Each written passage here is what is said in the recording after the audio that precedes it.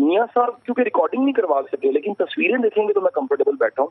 अब हुआ यह कि कल तो ट्रॉलिंग स्टार्ट कर दी नून लीग ने पहले कि कासिम अली शाह जो है वो खान साहब के सामने कैसे बैठा हुआ है, ये गुलामी कर रहा है। तो खान साहब का तो मैं बड़ा अदब करता हूँ जी। आपने कासिम साहब आपने एक बात कही, आपने कहा कि खान साहब आखिरत के मामलात भी दुनिया में ही हल करना चाहते हैं, और आपकी इस बात की वजह से, इस जुमले की वजह से आपको बड़ा ट्रोल किया जा रहा है, बड़ी तनकीद की जा रही है आप पर पीटीआई की तरफ से। तो इसको कुछ वजाहत करना चाहेंगे?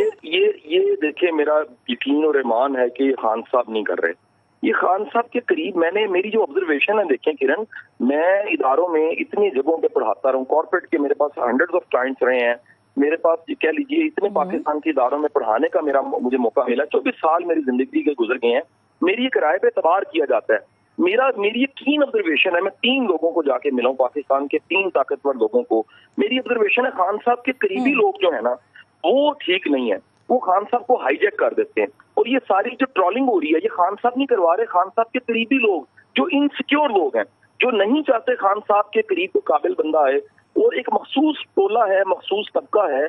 जब मैंने टिकट की भी बात की तो मैंने रिपीट 3 बार इसलिए की, मुझे डाउट था कि वो खान साहब को बार बार कहेंगे कि ये किस चक्कर में आप पड़ गए हैं, इसको टिकट क्यों देनी है। और ऐसा ही हुआ कि शाम को एक हमारी पॉलिटिशियन की वीडियो भी आ गई, तो उन्होंने कहा हमारी टिकट कंफर्म नहीं है, तो कासिम को कहां से मिलेगी, देखेंगे अभी, ये मेरिट की बात है।